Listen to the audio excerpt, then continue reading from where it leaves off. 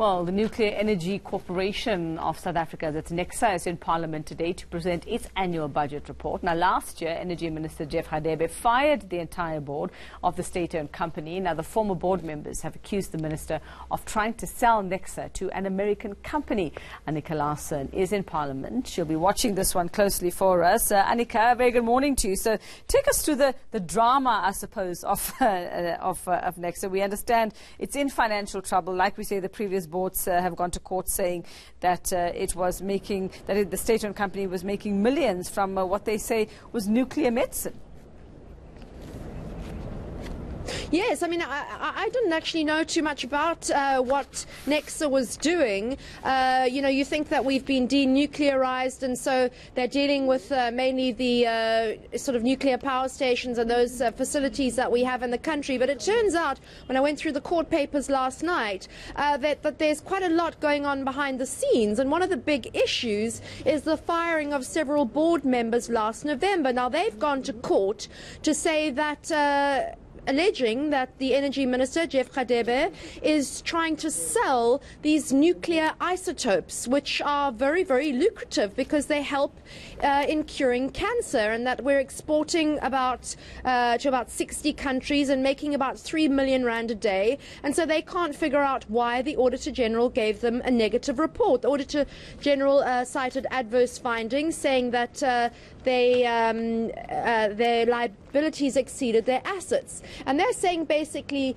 that this downgrade, if you like, in their profits has been engineered by Minister Radebe because he wants to sell off 60% of this nuclear isotope medicine assets to an American company.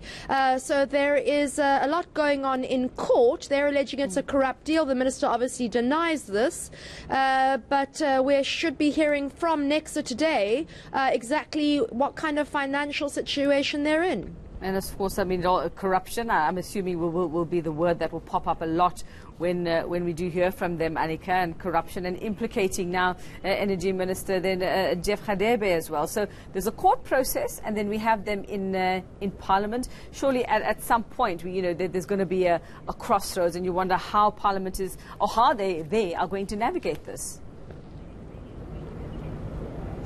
Parliament's at a very, very interesting time at the moment, because as it's starting to get ready to rise on the 21st of March, which means that MPs are pushing through bills, committees are sitting and having hearings, but they pretty much want to get out and start to their communities to start getting ready for elections. But they're also jostling for positions on the list system. So they want to make sure that they're towing the party line for whatever party they might be in, to make sure that they get high up on the list, and so that they're guaranteed jobs after the May elections. So it'll be very interesting to see how many probing questions there are to NECSA that involve the minister from ANC MPs in terms of this so-called deal that these former board executives say was engineered to purposely allow the minister sell off these medicinal isotopes that apparently are making the country millions of rands. So who are we expecting to hear from today? Who are we expecting to come before Parliament? So there's a new board, and one of the complaints that the fired board members who said that they would fire for insubordination, which they feel is sort of an odd issue to just be dismissed for, the new board was hired very quickly, within a matter of weeks, which they say is unusual, and we're meant to hear from them about their financials and what their situation is.